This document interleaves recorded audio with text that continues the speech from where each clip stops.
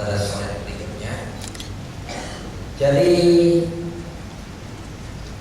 aritmia itu sering sekali atau boleh dikatakan rutin terjadi bersamaan atau segera mengikuti kejadian sindroma koroner akut. Dan kejadian aritmia ini sangat berhubungan erat dengan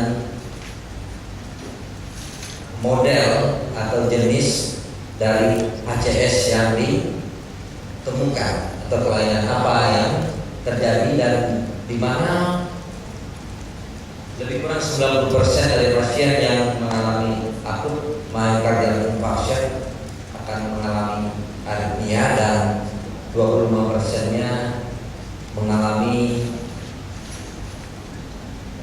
gangguan pada produksi pada 24 jam pertama. Nah, komplikasi yang paling mematikan yaitu ventricular fibrilasi. Ini terjadi kira-kira 4,5%, ya. Itu terjadi pada jam-jam pertama serangan. Jadi tidak heran kalau kita sering mendapatkan pasien datang dibawa ke rumah sakit, keluarnya tiba-tiba pingsan di rumah, ya. Tiba-tiba pingsan. Mungkin pada waktu itu terjadi ventricular fibrilasi, kemudian dia menjadi kembali sinus rhythm secara otomatis, atau mungkin juga dia terjatuh dengan dada membentur sudut meja, ya, sama dengan ditam, ya, akhirnya dia kembali kepada irama sinus, ya. Dan kejadian ini pada jam-jam pertama ini adalah fase yang paling gawat dari komplikasi ventricular fibrilasi dan akan menurun segera setelahnya. Nah, ini adalah komplikasi. Kalau tadi mengenai hemodinamik, ya, sudah disampaikan oleh Dr. Dia, dan salah satu komplikasi yang paling sering itu adalah aritmia, akan kita bahas. Kita lihat pada sistem konduksi, ya, bahwa sebagai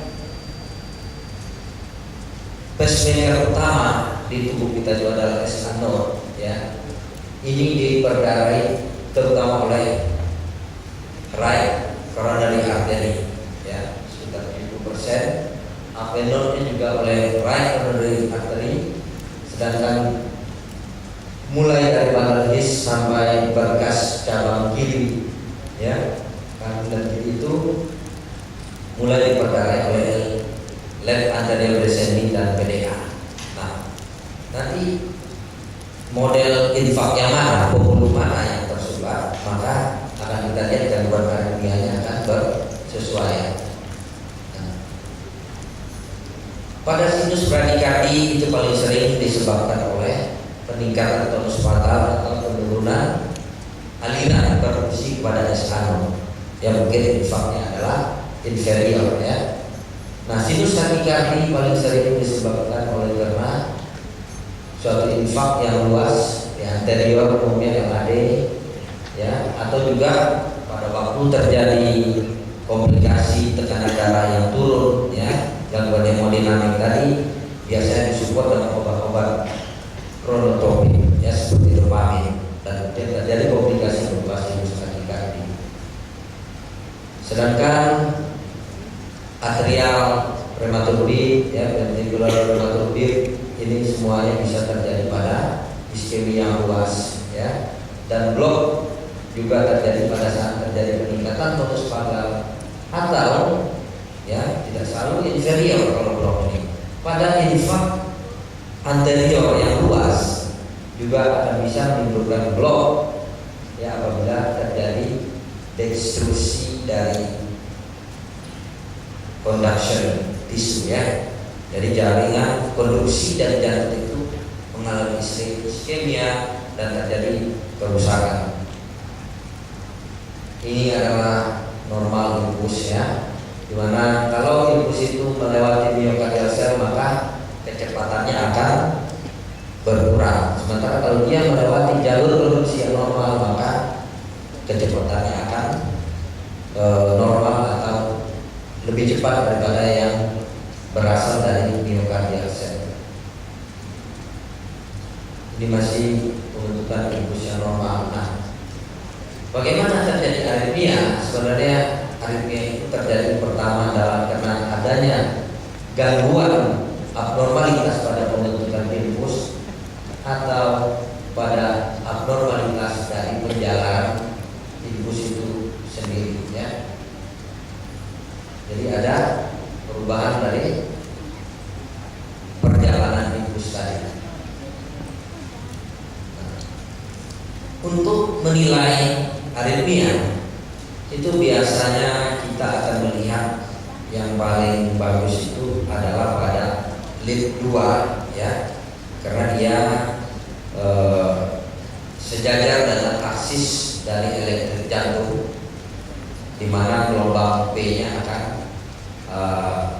dominan, bisa kita lihat dengan baik, ya.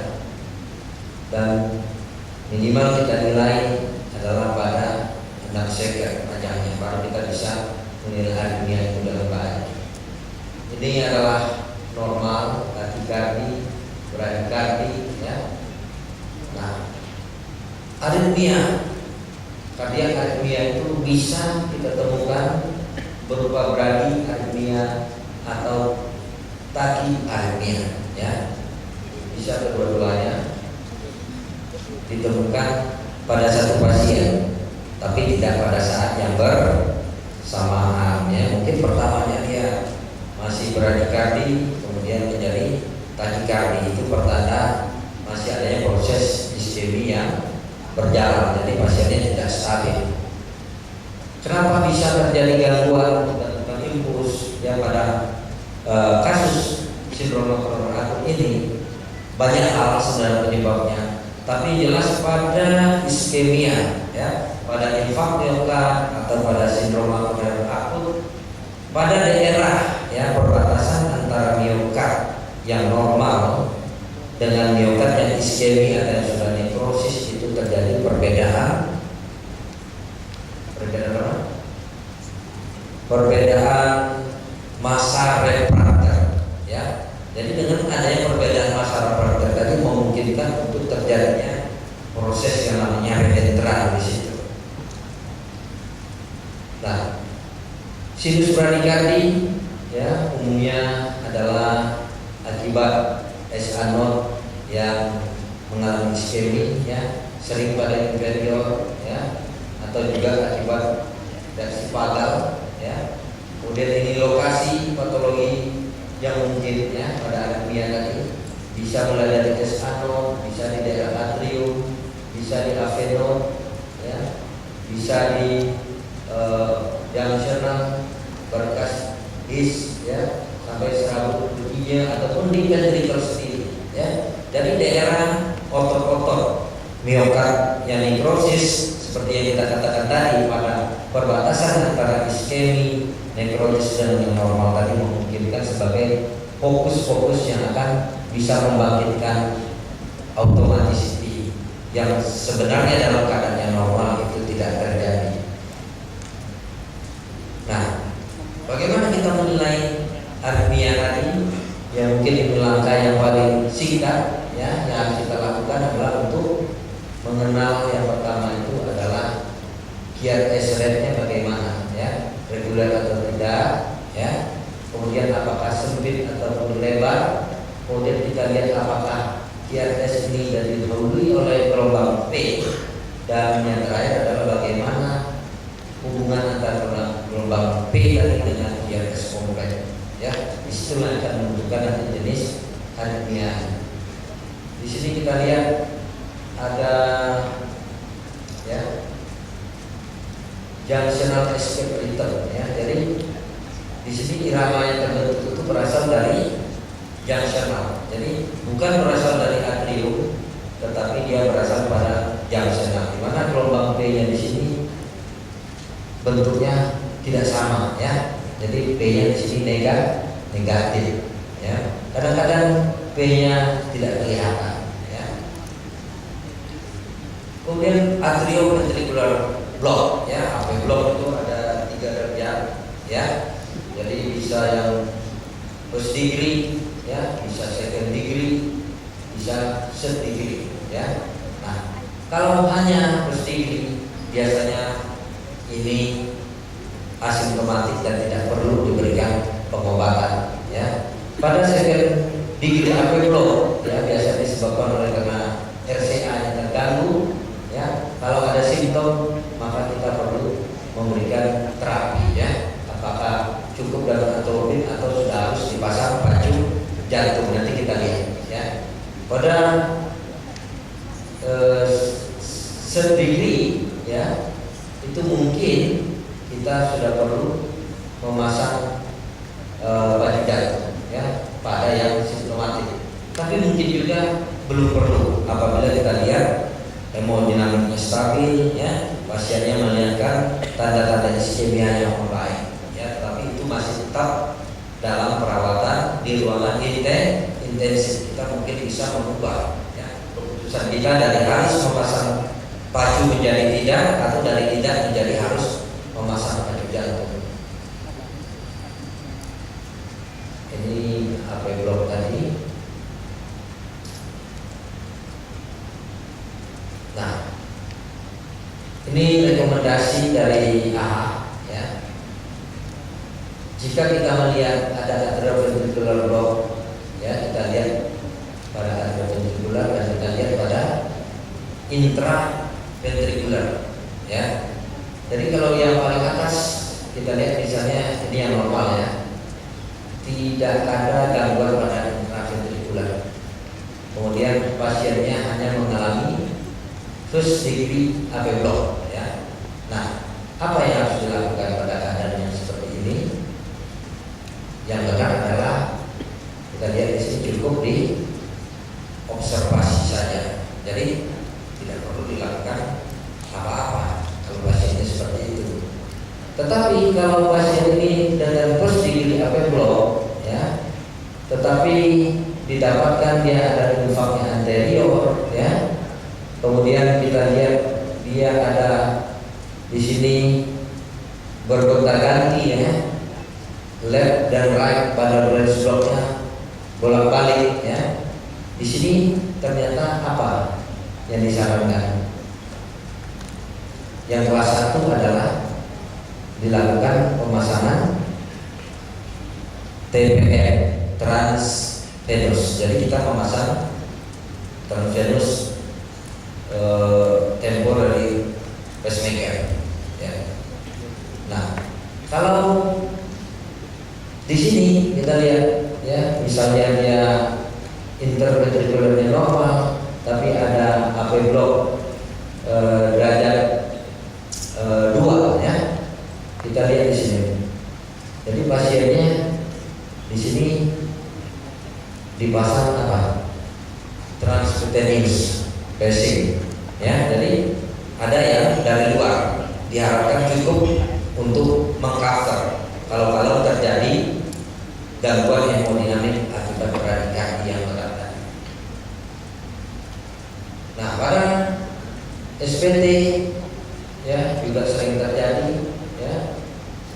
Kemudian kita lihat di sini ada VT ya, juga sering terjadi. Bahkan ini adalah yang paling mematikan ya, apalagi VT dengan torsade poa ya, dia akan lambat laun, bisa tiba-tiba, bukan lambat laun, tiba-tiba berubah menjadi ventricular fibrilasi, dan inilah adalah aritmia yang malignan ya, yang harus kita atasi ya.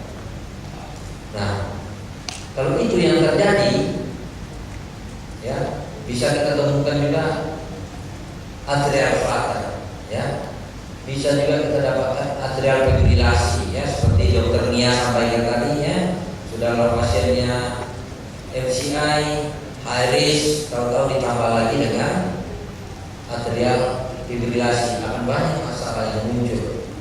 Nah, bagaimana menghadapi keadaan-keadaan yang seperti ini ya?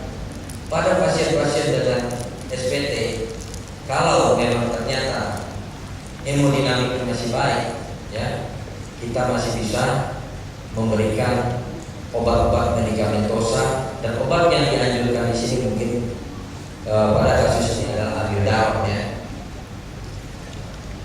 Kalau resistor itu mungkin tidak perlu kita berikan pengobatan karena dasar yang terjadi adalah akibat adanya suatu iskemia, sehingga yang paling poten menangani aritmia pada sindroma koroner akut ini adalah mengatasi iskemianya sebaik dan secepat mungkin, sehingga itulah yang akan membantu untuk menghilangkan aritmia yang terjadi. Ini adalah gambaran dari PES ya. Di sini koplet, dan di sini triplet ya, atau salvo ya. Kalau dia bertahan lebih lama lagi, mungkin sudah masuk ke dalam VT namanya. Kalau dia tidak bertahan lebih dari 30 detik, maka kita katakan non sustain VT. Ini ada VS yang di Gemini ya. Satu yang baik, satu VS, satu yang baik, satu VS di Gemini. Di sini di Gemini ya. Setiap dua yang normal ada satu VS ya. Ini yang multifokal ya. Kita lihat set model dari ventricular systole itu berbeda. Nah, ini adalah VS yang namanya ROT ya. Jadi kita lihat di sini ada gelombang PQRST ya. PQRS sebelum T-nya terbentuk sudah timbul kompleks QRS lagi atau timbul ventricular systole. Sejauh tentu masih ingat bagaimana bahwa gelombang T itu sebenarnya adalah fase regularisasi dari ventrikel. Artinya setelah dia berkontraksi, dia berrelaksasi. Ini dia ambil berkontraksi, belum sempat relaksasi sudah kontraksi sekali lagi. Bisa dibayangkan berapa banyak energi yang dia habiskan dan bagaimana konsekuensi hemodinamik yang muncul pada saat itu. Dimana di saat dia relaksasi sebenarnya adalah saat atrium mengisi ventrikel. Saat ini tidak pernah waktu itu muncul karena dia berkontraksi lagi, sehingga tidak ada pengisian pada ventrikel ya. Dan kalau itu berlanjut terus, maka